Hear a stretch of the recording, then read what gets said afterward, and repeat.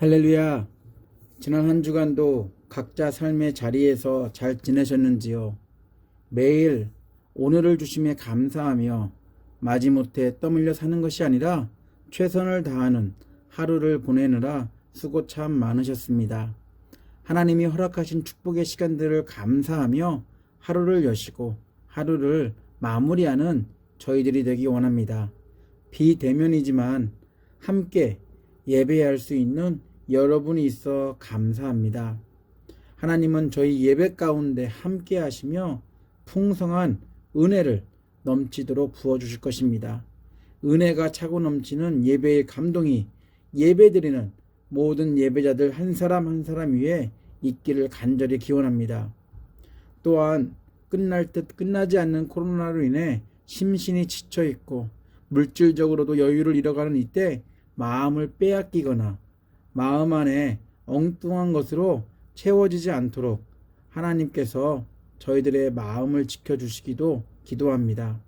오늘 예배를 통해 위로받고 세임 얻어 저에게 주어진 하루 그리고 한 주 인생의 주인 되신 예수 그리스도 안에서 승리하시기 바랍니다. 예수를 만나면 사람들은 변화된 새로운 삶을 살게 됩니다. 이원론적인 세계관을 말하는 것이 아닙니다. 교회와 관련된 곳에서는 변화되고 교회 밖 세상에서는 예전과 똑같이 사는 것을 말하지 않습니다. 세례를 통해서도 알 수 있듯이 예전의 삶은 물속에 장사 지내고 물 밖으로 나오면서 예수와 함께하는 새로운 인생을 변화라고 말합니다. 로마서 12장 2절은 이렇게 말합니다. 여러분은 이 시대의 풍조를 본받지 말고 마음을 새롭게 함으로 변화를 받아서 하나님의 선하시고 기뻐하시고 온전하신 뜻이 무엇인지를 분별하도록 하십시오. 이처럼 성경이 말하는 새로운 삶은 전인격적인 변화입니다. 왜냐하면 죄인이 의인이 되었기 때문에 가능한 일입니다. 죄인이었을 때는 당연히 죄인의 삶을 사는 게 당연합니다. 저희들이 굳이 죄의 모습이나 행위들에 가담하지는 않았을지라도 죄의 성품을 가진 죄인들이었습니다. 아무리 변신을 해도 무엇으로도 이걸 가리려고 해도 죄인임을 속일 수 없습니다. 결국 인생 모두는 예외 없이 죽음 앞에 서게 됩니다. 죽음을 피할 수 없는 죄인들이 하나님의 능력으로 말미암아 의인이 되었습니다. 의인은 죽은 뒤에 일어나는 일이 아닙니다. 지금 현재 세상 속에서 경험되는 일입니다. 이는 하나님의 은혜이기도 합니다. 죄인을 의인으로 구원하신 하나님의 은혜는 죽음을 대면하는 연약한 인생들에게 충격적인 소식일 수밖에 없습니다. 또한 세상에서 발견할 수 없는 하나님의 지혜이고 하나님의 능력입니다. 하나님의 구원 소식은 복음 안에 담겨 있습니다. 저희들은 이 복음을 듣고 그 내용을 통해 새로운 삶을 시작할 수 있게 되었습니다. 저희들의 공로와 노력으로는 절대로 이루어질 수 없는 변화가 무엇인지를 복음을 통해 직접 경험하고 또한 변화된 삶을 살게 됩니다. 이 시대의 가치관과 세계관을 그대로 따라하며 살았던 인물이 있었습니다. 그러나 복음 때문에 인생의 변화를 경험했습니다. 예전과는 다른 새로운 삶의 방식으로 살았습니다. 중간중간 여러 유혹들이 있어도 복음 때문에 새롭게 생성된 가치관과 세계관은 절대로 흔들리지 않았습니다. 비난과 비방, 심지어 죽음의 협박조차도 그의 변화를 막지 못했습니다. 그 사람은 바로 바울입니다. 많이들 바울에 대해 예수 믿고 사울에서 바울로 이름도 개명하고 복음으로 변화된 삶을 살았다고 평가합니다. 분명한 것은 같은 사람이지만 사울과 바울의 인생은 너무 달랐습니다. 그래서 이름의 변화에 많은 의미를 두기도 합니다. 당연히 이름의 의미도 중요하지만 이름보다는 바울의 사역에 초점을 맞추는 것이 더 성경적인 해석일 것입니다. 사울은 유대인식 이름이고 바울은 헬라식 이름입니다. 그 당시 많은 유대인들은 신분의 우월성을 내세우려고 유대인의 이름과 더불어 헬라식 이름을 함께 사용했습니다. 로마 시민권을 가진 유대인이라면 더 심했습니다. 사울은 복음과 관련되어 사울이란 이름 대신 바울을 사용했습니다. 사울이 헬라식 이름 바울을 즐겨 사용했던 이유는 이름 안에 담겨있는 의미보다는 사역 측면에서 이방인 전도를 위해 유대인의 익숙함보다는 이방인의 친숙함을 선택하지 않았나 생각해 볼 수 있습니다.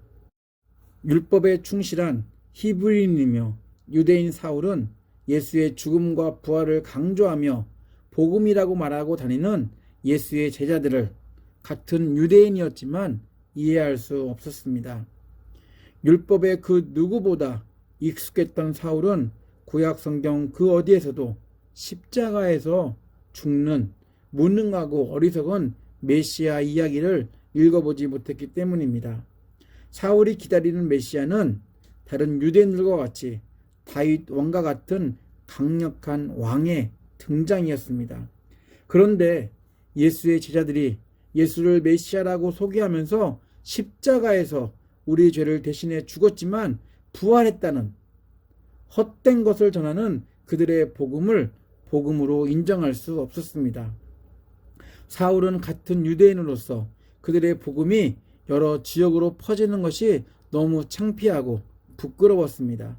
그래서 유대인들과 유대교를 부끄럽게 하는 예수 복음을 방해하는데 앞장서서 그 일을 했습니다. 사울은 유대 종교 지도자들의 지지를 힘입어 십자가에서 죽은 거짓 메시아 예수를 전하는 정신 나간 제자들을 잡으러 합법적인 공문을 가지고 어디든 갔습니다. 사울 인생의 변화를 주는 사건이 제자를 잡으러 가는 도중에 일어납니다. 사울은 예수의 부활은 거짓이고 신성 모독과 반정치적인 자신의 죄 때문에 십자가에서 죽은 줄만 알고 있었습니다. 그러나 사울은 부활하신 예수를 길에서 만납니다. 사도행전 9장 1절로 5절입니다. 사울은 여전히 주님의 제자들을 위협하면서 살기를 띠고 있었다. 그는 대제사장에게 가서 다마스쿠스에 있는 여러 회당으로 보내는 편지를 써달라고 하였다. 그는 그 도를 믿는 사람은 남자나 여자나 가리지 않고 닥치는 대로 묶어서 예루살렘으로 끌고 오려는 것이었다. 사울이 길을 가다가 다마스쿠스 가까이 이르렀을 때에 갑자기 하늘에서 환한 빛이 그를 둘러 비추었다. 그는 땅에 엎어졌다. 그리고 그는 사울아, 사울아, 내가 왜 나를 핍박하느냐 하는 음성을 들었다. 그래서 그가 주님 누구십니까? 하고 물으니 나는 내가 핍박하는 예수다. 사울은 스데반이 돌에 맞아 죽을 때도 당연하다고 생각했던 사람입니다. 그런데 예수를 만난 사울은 예수의 제자들이 전하는 복음, 곧 죄인을 위한 예수의 죽음과 부활이 허구가 아니라 사실임을 믿게 됩니다. 그리고 예수를 하나님이 이 세상을 구원하러 보내신 메시아로 인정합니다. 그 전까지 예수 복음을 부끄럽게 여겼던 사울이 세상에 살면서 들을 수 있는 가장 복된 소식, 하나님의 구원 소식, 예수 복음을 세상에 전하는 사람으로 변화가 됩니다. 제자를 잡으러 이리저리 뛰어다니던 사울이 예수를 만난 뒤 이방인들에게 복음을 전하는 바울이 됩니다. 예수의 제자들은 사울의 변화를 인정하고 싶지 않았습니다. 오히려 사울의 변화를 두려워하고 무서워했습니다. 혹시라도 사울이 변화된 것처럼 가장하고 제자들에게 더 많은 해를 끼칠까 의심도 했습니다. 하나님은 그런 의심 가운데 있는 제자에게 하나님이 하신 일이기에 의심하지 말라고 말씀하시고, 그는 더 이상 복음 박해자가 아닌, 복음을 부끄러워하는 사람이 아닌, 복음을 가장 소중하게 여기고 복음 전하기를 좋아하는 복음 전도자라고 부르고 있습니다. 사도행전 9장 13절로 15절입니다. 아나니아가 대답하였다. 주님, 그가 예루살렘에서 주님의 성도들에게 얼마나 해를 끼쳤는지를 나는 많은 사람에게서 들었습니다. 그리고 그는 주님의 이름을 부르는 사람들을 잡아갈 고난을 대제사장들에게 받아가지고 여기에 와 있습니다. 주님께서 그에게 말씀하셨다. 가거라. 그는 내 이름을 이방 사람들과 임금들과 이스라엘 자손들 앞에 가지고 갈 내가 택한 내 그릇이다. 사울은 예수 복음을 부끄러워했던 사람입니다. 그러나 죽음에서 부활하신 예수를 만나고 복음을 더 이상 부끄럽게 여기지 않았습니다. 절대로 상상할 수 없는 변화가 사울에게 일어났습니다. 이제 바울은 누구 앞에 서든 어디에 있든 예수의 죽음과 부활을 전하는 복음에 담대한 사람이 되었습니다. 그리고 바울은 말하기를 복음의 빚진 자가 되었다고 합니다. 왜냐하면 복음 전파를 방해하고 저주하던 별 볼일 없는 벌레만도 못한 자기에게도 하나님의 구원을 주셨기 때문입니다. 복음 때문에 바울은 비로소 의인이 되었습니다. 바울은 하나님의 부르심에 합당한 삶을 살게 되었습니다. 오늘 본문은 바울의 신앙 고백이며 로마서 전체 주제이기도 합니다. 바울은 로마에 있는 교인들에게 편지를 쓰며 복음 안에서 자신에게 어떠한 변화가 있었는지, 그리고 어떠한 삶을 살고 있는지를 진솔하게 써내려갑니다.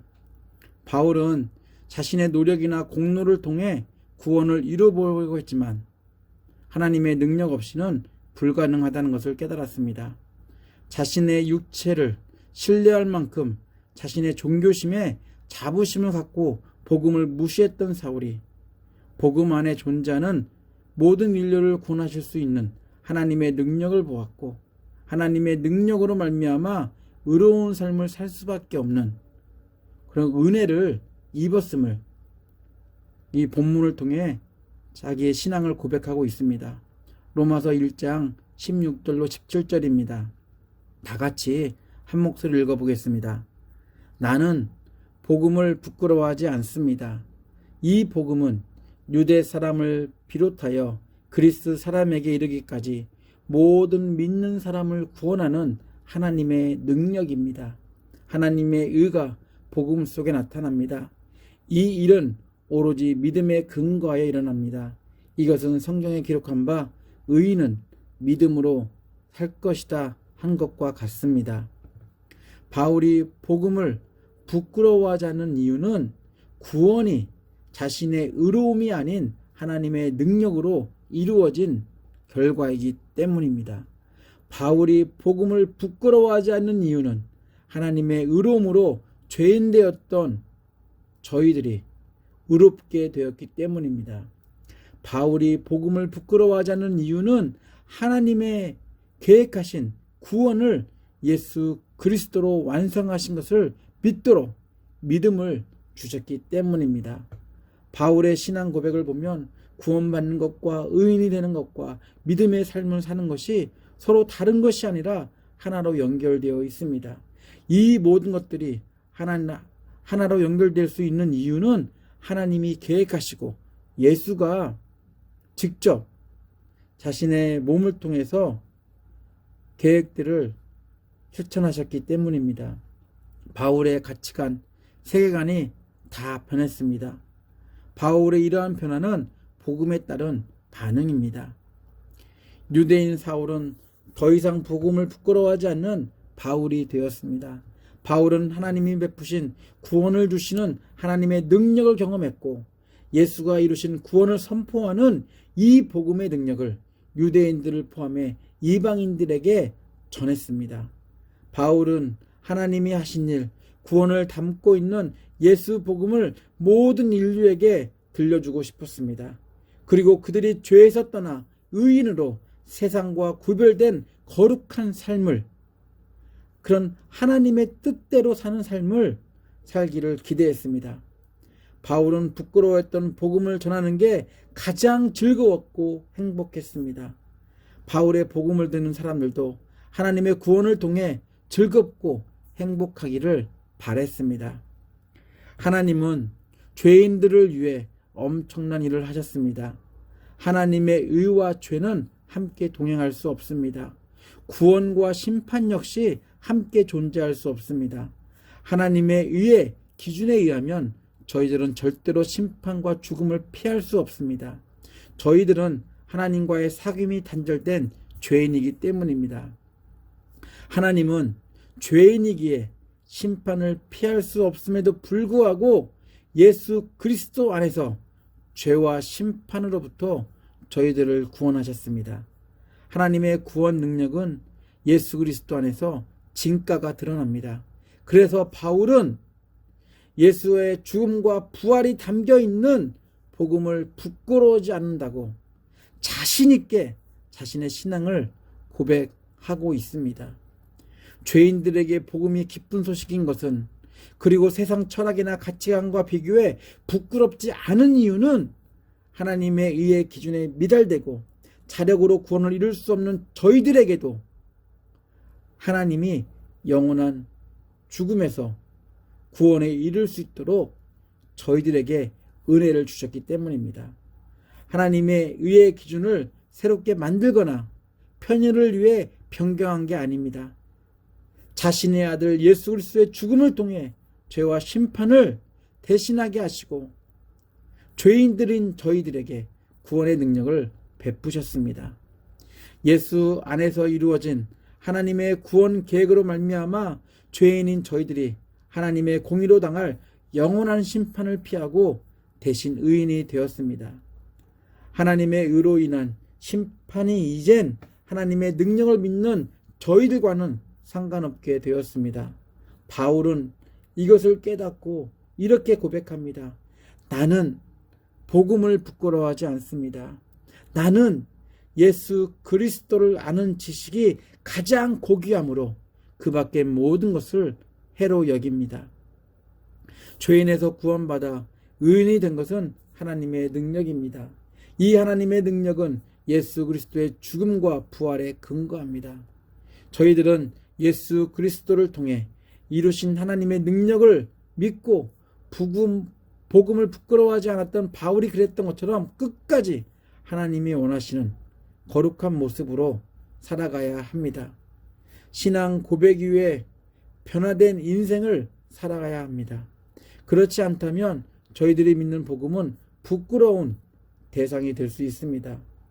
메시지 성경은 좀 더 구체적으로 쉽게 오늘 본문을 이렇게 쓰고 있습니다. 내가 참으로 자랑스럽게 선포하는 이 소식은 그분의 능력 가운데 계획에 관한 것입니다. 하나님께서 그분을 신뢰하는 사람이면 누구나 유대인으로부터 시작해서 모든 사람에 이르기까지 다 구원하신다는 엄청난 메시지입니다. 사람들을 바로 세워주시는 하나님의 길은 믿음의 행위 안에서 드러납니다. 이는 성경이 늘 말해온 것과도 일치합니다. 하나님을 신뢰함으로 하나님 앞에 바로 세워진 사람은 참으로 살 것이다. 바울은 복음을 부끄러워하지 않는다는 신앙 고백 이후에 자신의 삶을 통해 예수 복음을 전했습니다. 바울을 보며 바울이 전하는 복음을 들으며 복음을 비판하기보다는 사람들이 하나님 앞으로 구원을 받기 위해 나아왔습니다. 저희들도 바울처럼 예수 복음을 듣고 죄인을 구원하시는 하나님의 능력을 경험했습니다. 그리고 하나님 의에 합당한 의인의 삶을 살아가고 있습니다. 분명히 말할 수 있는 것은 복음이 저희들 인생을 바꾸어 주었다는 것입니다. 그렇다면 어디에 있든 무엇을 하든 변화된 모습으로 일상생활에서 복음을 전해야 합니다. 그러기 위해서 저희들의 언어가 바뀌어야 합니다. 저희들의 우선순위가 바뀌어야 합니다. 저희들의 관심이 바뀌어야 합니다. 저희들의 태도와 행동이 바뀌어야 합니다. 비록 세상에 발을 붙이고 살고 있지만 세상을 바라보는 가치관과 세계관이 변해야 합니다. 세상에서 그 어떤 것으로도 저희들을 죽음에서 구원할 수 없다는 사실을 인정하며 지금도 죽은 뒤에도 구원받은 의인으로 살게 하시는 하나님의 은혜에 감사하며 거룩한 삶을 살아가야 합니다. 그렇다면 그 무엇보다 구원을 십자가와 부활에서 이루신 예수 아는 것을 가장 고귀한 것으로 여기는 변화된 삶을 살 수밖에 없을 것입니다. 예수 복음을 듣고 그리스도인이 되었음에도 이전 예수 믿기 전이라든지 세상 사람들과 똑같이 생각하고 말하고 행동한다면 저희들에게 전해지는 복음은 부끄러워질 수밖에 없습니다. 죄에서 구원하고 저희를 의롭다 칭해준 복음을 더 이상 부끄럽게 만들어서는 안 됩니다. 저희들이 사는 환경에서 예수의 죽으심과 부활이 부끄러움의 대상이 되어서는 안 됩니다. 그렇기에 온전한 신앙 고백 위에 올바른 실천을 함께 해야 합니다. 하나님의 은혜를 경험한 저희들이 먼저 하나님 앞에 있음을 기억하며 저희들이 한 신앙 고백에 합당한 삶을 살아야 합니다. 저희들의 변화된 모습을 통해 부끄러운 복음이 아니라 가장 고귀한 복음, 예수 그리스도의 죽음과 부활을, 하나님의 구원 능력을 저희들이 사는 세상에 전해져야 할 것입니다. 복음을 부끄러워하지 않는, 하나님의 능력으로 의인되었음을 잊지 않는, 하나님을 신뢰하는 믿음을 인생 속에서 견고하게 세워가는 성도님들 되시기를 예수 이름으로 축원합니다. 기도합니다. 하나님, 저희들이 신앙 고백을 했지만 입술의 고백으로 그칠 때가 너무 많습니다. 행동으로 하다 보면 왠지 손해볼 것 같아서 두렵고, 그렇지 않아도 힘들고 어려운데 조금 나아지면 신앙 고백을 한 것처럼 살면 되겠지 하면서 미룰 때가 많았습니다. 신앙 고백은 고백대로, 삶은 삶대로 살면서 하나님은 이해해 주시겠지, 하나님은 나의 마음을 헤아려 주시겠지라면서 지나갈 때가 참 많았습니다. 분명 저희들은 복음에 담겨있는 하나님의 능력을 경험했기에 하나님의 자녀가 되었고 변화된 의인의 삶을 살았어야 함에도 불구하고 저희들의 모습을 통해 복음이 부끄러움에 되어가는 그 현실 가운데 저희들이 있습니다.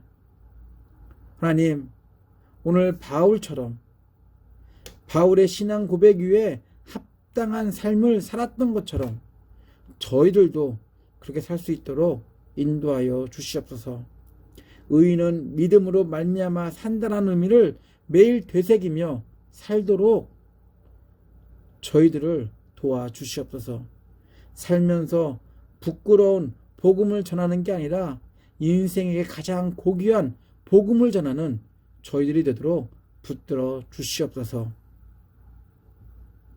예수 그리스도 이름으로 기도합니다. 아멘.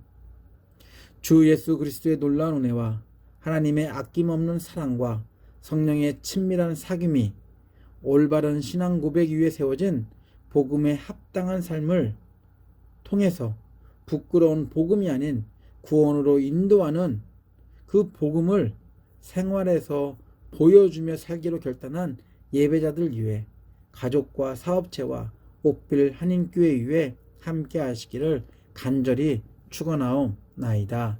아멘.